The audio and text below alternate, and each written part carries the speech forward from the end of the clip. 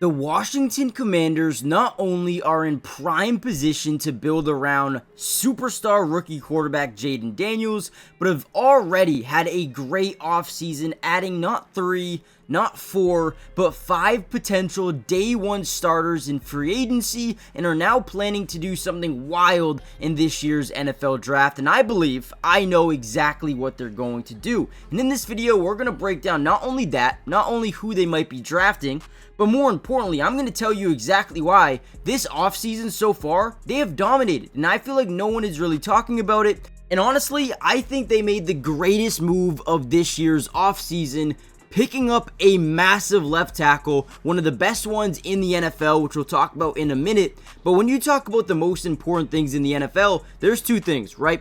On the defensive side of the ball, getting to the opposing quarterback is crucial. But on the offensive side of the football, protecting your superstar quarterback in Jayden Daniels is an X factor. It is vital to any success of any given football team. If you go back and look at any of the offensive lines that, teams who won the Super Bowl, you're going to notice those offensive lines are really good. I mean, look at the Philadelphia Eagles this season. Laremy Tunsil is not only someone that can help Jayden Daniels, but he is someone that can elevate this team completely. Now, last season, the Commanders actually ranked 22nd in the NFL, the lower half of the league, in terms of QB sack percentage allowed. 7.7% of the time, Jayden Daniels was being sacked. You do not want that because now you're risking injury, you're risking bad throws, forced throws, interceptions, forced fumbles on the sacks, right? So obviously, protecting your quarterback is crucial. Laremy Tunsil is one of the best in the league in terms of doing so. Now, one thing you're getting for certain with Laremy Tunsil is one of the best pass blocking tackles in football. Last season, he ranked 4th in the NFL in terms of pass blocking grade and also 25th when it came to run blocking. For sure, you're getting a guy that's going to help Jayden Daniels, protect him in the pocket, extend plays, but give him more time to find his wide receivers. And then that transitions us into a guy that they're going to be able to find really quickly over the middle of the field with new wide receiver Deebo Samuel.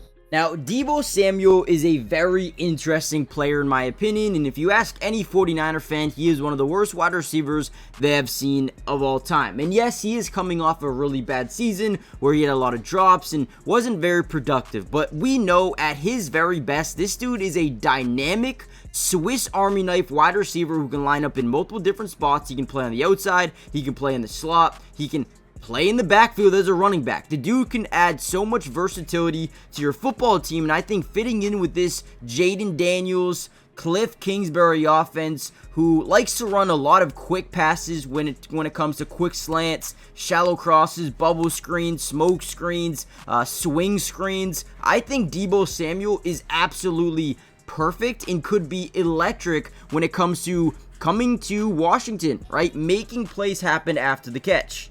Now, if we're being honest, is there a chance that Deebo is not a good fit for Washington? I don't think so. I think he will be a very good fit with his play style. Now, is there a chance that he's just not good anymore, not great anymore? Yeah, that is a possibility.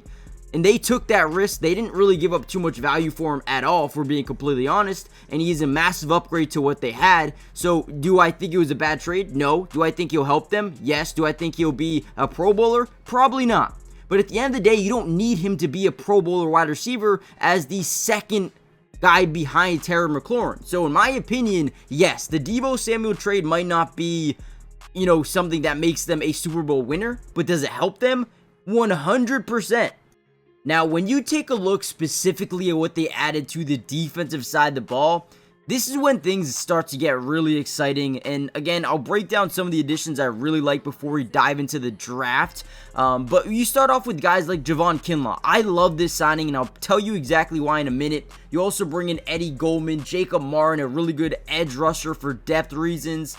Dietrich Wise, another edge rusher coming over from New England. You have Jonathan Jones also coming over from New England. Could be a day one starter. Very, very quick, electric type of speed.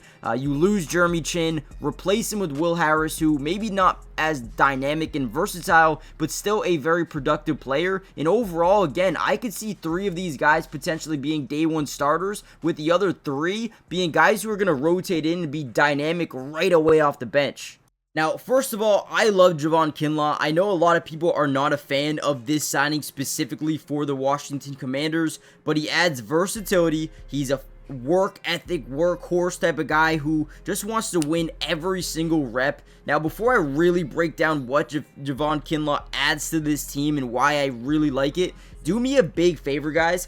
Hit that like button if you want more Washington Commanders videos, but more importantly, comment down below P2 in the comments down below. This will tell me not only do you guys like the videos, but you want more of them going forward. And if you want me to break down more players like Eddie Goldman, Deatrich Wise, Jacob Martin, Will Harris, and more players that they picked up, let me know in the comments down below. Subscribe to the channel if you're new because it is free, doesn't cost anything, and like I said, Commanders videos all off season long. Let's kind of dive back into the video and talk more about Javon Kinlaw, and then we'll talk about the NFL draft.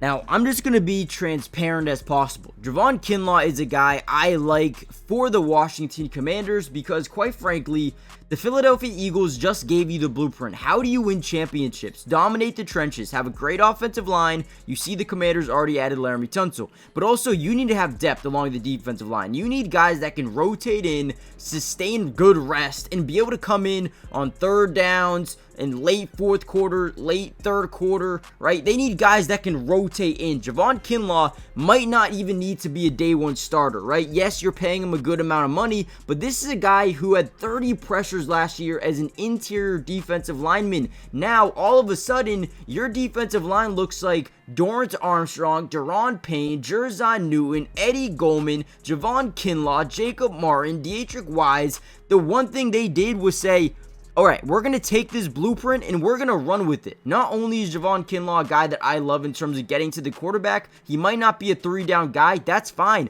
You don't need him to be. What you need him to be is someone that can rotate in and give you production. And that is what he is going to do.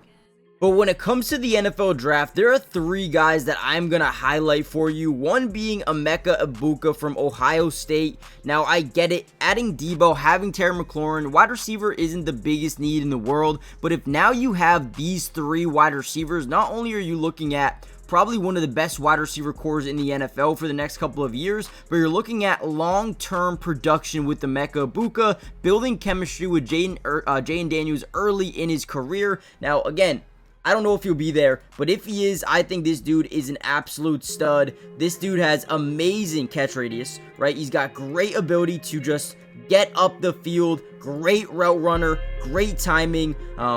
He's got pro footwork, right? You look at Ohio State wide receivers coming out of the NFL draft over the past 5 years. I mean, hell, they're all really, really good. Chris Olave, Garrett Wilson. I mean, you can just go up and down the list. There's so many. Jackson Smith-Njigba, and this guy actually got a comparison to Jackson Smith-Njigba as well. Marvin Harrison. These guys are NFL-ready wide receivers. He would be a great one. Now, if they think their offense is good and they like Luke McCaffrey and Noah Brown and Michael Gallup and whatnot, which they may, I would go edge rusher. Again, we just talked about the importance of having so many guys that can rotate in. You do lose Dante Fowler to the Cowboys. James Pierce could be a guy that doesn't need to be a day one starter, but can develop behind guys like Dorrance Armstrong, can learn from guys like, maybe not Clelin Ferrell specifically, but he can develop. This guy, 6'5", 245 pounds, athleticism through the roof, was the 4th best edge in the combine in terms of just pure production, right? And you go down to his traits. I mean, explosive is something that you can see right off the film. He's got great effective use of his length to separate. He has a great motor. This dude's ability to bend around the corner. I love James Pierce as a player overall, and if they're able to get him, I think he would be another guy that can develop into a stud. The last guy I want to talk about, Nick Emmanwori. This is interesting. He reminds me a lot of Jeremy Chinn. Guy can line up in the slot.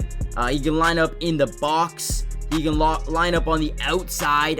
You probably don't want him on the outside, but he is 6'3", so if you develop him right, you might be able to. And obviously, he can line up as a deep safety. This dude can play free, he can play strong, he can play in the box as a sub linebacker, he can play in the nickel. The dude is an absolute freak of nature. The #1 athlete in this year's NFL draft, at least in my opinion. He's got a 4.38 40-yard dash, which is unbelievable. And my favorite thing about him is the blend, the combination of things that he can do in terms of multiple different positions. I mean, this says what elite blend of traits. Speed, versatility, something I said right away, right? Underestimating his range and space comes at a price. The dude can force a lot of turnovers if you underestimate him. This is a guy that can just do everything you'd want in a player. I am super high on him, and I think the Commanders would be getting a stud here. Now, obviously, there are a ton of ways they could go, but I would say those are the 3 positions I would target if I was the Washington Commanders. Wide receiver to help out a guy like Jayden Daniels. You can go safety to kind of replace Jeremy Chinn, or even defensive line as you lose Dante Fowler. That would make their defensive line unbelievable. But let me know in the comments. I feel like you guys might think differently. Let me know what you guys think. Hit the like button, subscribe, join the family, and comment down below. What do you think Dan Quinn, Adam Peters, and this Washington Commanders front office is going to want to do during this year's NFL draft? And I'll see you in the next one. Remember, comment down below P2 if you want more, and I'll see you guys then. Peace.